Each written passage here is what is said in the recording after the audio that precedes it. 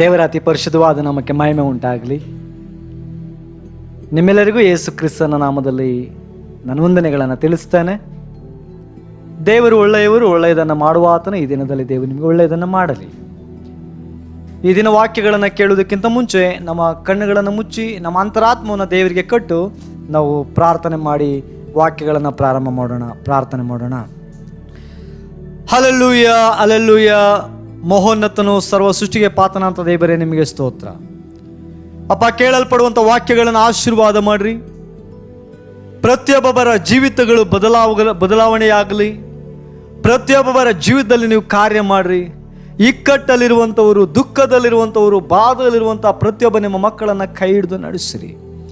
ಅಪ್ಪ, ಪ್ರಿಯ ಮಕ್ಕಳನ್ನು ಕೈ ಬಿಡಬೇಡ್ರಿ. ನೀವೇ ಬಂಡೆಯು ಕೋಟೆಯ ದುರ್ಗವಾಗಿದ್ದು ನಡೆಸಬೇಕಾಗಿ ನಿಮ್ಮಲ್ಲಿ ಬೇಡುತ್ತಾ ಯೇಸುವಿನ ಮುದ್ದಾದ ನಾಮದಲ್ಲಿ ಬೇಡುತ್ತೇನೆ, ಜೋಳ ತಂದೆಯೇ, ಆಮೆನ್.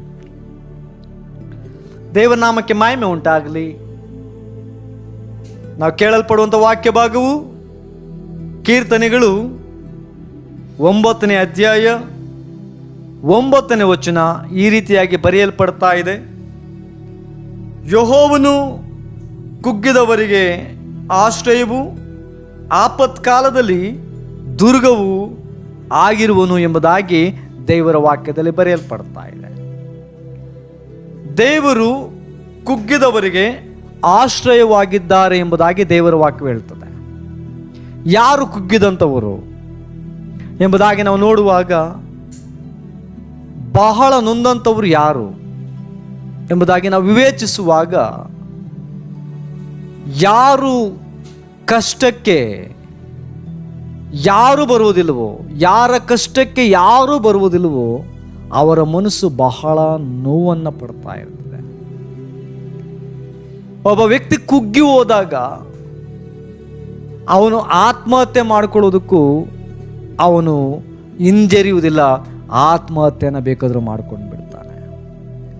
ಯಾಕೆಂದರೆ ಕುಗ್ಗಿದವರಿಗೆ ಯಾರೂ ಸಹ ನೆಲೆಯಾಗದೇ ಇದ್ದಾಗ ಅವನ ಮನಸ್ಸು ಇನ್ನಷ್ಟು ಕುಗ್ಗುತ್ತದೆ, ಇನ್ನಷ್ಟು ಕುಗ್ಗುತ್ತದೆ, ಇನ್ನಷ್ಟು ಕುಗ್ಗುತ್ತದೆ. ಕೊನೆಗೆ ಆತನು ತೆಗೆದುಕೊಳ್ಳುವಂಥ ಒಂದೊಂದು ತೀರ್ಮಾನ ಅವನ ಜೀವಿತವನ್ನು ಮತ್ತಷ್ಟು ಕುಗ್ಗಿಸ್ತದೆ ಹೊರತು ಅವನನ್ನು ಮೇಲೆತ್ತುವುದೇ ಇಲ್ಲ. ಈ ವಿಚಾರ ದೇವರಿಗೆ ಚೆನ್ನಾಗಿ ಗೊತ್ತು. ಅದಕ್ಕೆ ದೇವರು ಹೇಳ್ತಿದ್ದಾರೆ, ನಾನು ಕುಗ್ಗಿದವರಿಗೆ ಆಶ್ರಯವಾಗಿದ್ದೇನೆ ಎಂಬುದಾಗಿ ದೇವರು ಹೇಳ್ತಾ ಇರುವಂಥದ್ದನ್ನು ನಾವು ನೋಡ್ತೇವೆ. ನಮ್ಮ ದೇವರು ಆಶ್ರಯಗಿರಿ. ಯಾರೂ ಒಬ್ಬ ಮನುಷ್ಯನಿಗೆ ಆಶ್ರಯವಿಲ್ಲದಿದ್ದಾಗ, ಯಾರೂ ಆಶ್ರಯವನ್ನು ಕೊಡದಿದ್ದಾಗ ದೇವರ ವಾಕ್ಯದಲ್ಲಿ ಹೇಳುವ ಪ್ರಕಾರ ನಾವು ನೋಡಿದ್ರೆ ದೇವರು ಕುಗ್ಗಿದವರಿಗೆ ಆಶ್ರಯವಾಗಿದ್ದಾರೆ. ನನ್ನ ಪ್ರಿಯ ಸಹೋದರ ಸಹೋದರಿಯೇ, ಇವತ್ತು ನಿನ್ನ ಜೀವಿತದಲ್ಲಿ ಪಡುವಂತಹ ಬಾಧೆಗೆ ಯಾರು ನಿನ್ನ ಜೊತೆಗೆ ಬರ್ತಾ ಇಲ್ವಾ, ಭಯಪಡಬೇಡ. ಇವತ್ತು ನಿನ್ನ ಕಷ್ಟದಲ್ಲಿರುವಂಥ ಪರಿಸ್ಥಿತಿಗೆ ಯಾರು ಸಹಾಯ ಮಾಡ್ತಾ ಇಲ್ವಾ, ಭಯಪಡಬೇಡ. ಇವತ್ತು ನೀನಿದ್ದಂಥ ಪರಿಸ್ಥಿತಿಗೆ ಯಾರು ಬಂದು ನಿನಗೆ ಆತುಕೊಳ್ತಾ ಇಲ್ವಾ, ಭಯಪಡಬೇಡ.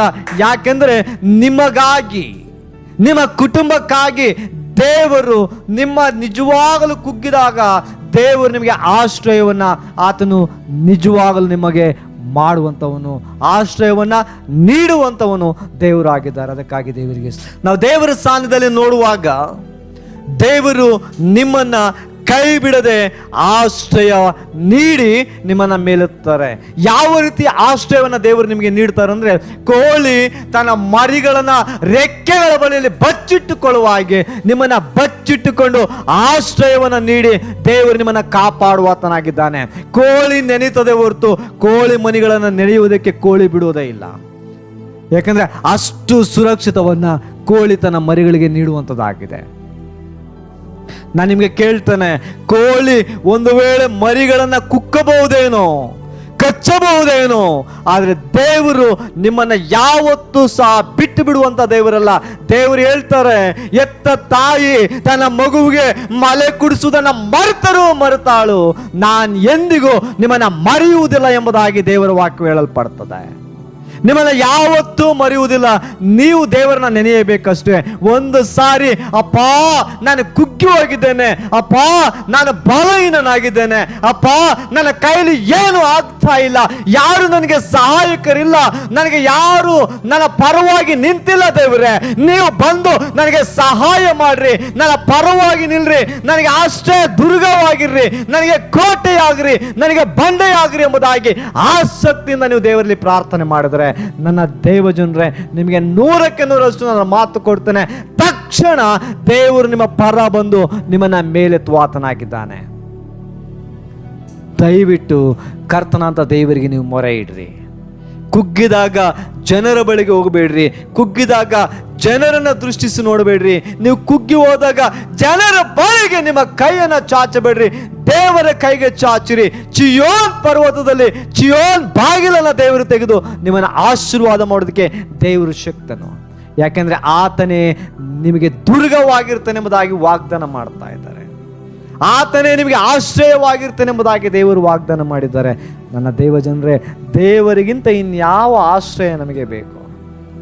ದೇವರಷ್ಟು ಯಾರು ನಮ್ಮನ್ನು ಪ್ರೀತಿ ಮಾಡಲ್ಲ, ದೇವರಷ್ಟು ಯಾರು ನಮ್ಮನ್ನು ಒಪ್ಪಿಕೊಳ್ಳೋದೇ ಇಲ್ಲ, ದೇವರಷ್ಟು ಯಾರು ನಮ್ಮನ್ನು ಮುದ್ದಿಡುವಂಥವರು ಇಲ್ಲ, ದೇವರಷ್ಟು ಯಾರು ನಮ್ಮನ್ನು ಪ್ರೀತಿಸುವಂಥವರು ಇಲ್ಲ, ದೇವರಷ್ಟು ಯಾರು ನಮ್ಮನ್ನು ಕರುಣಿಸುವಂಥವರಿಲ್ಲ.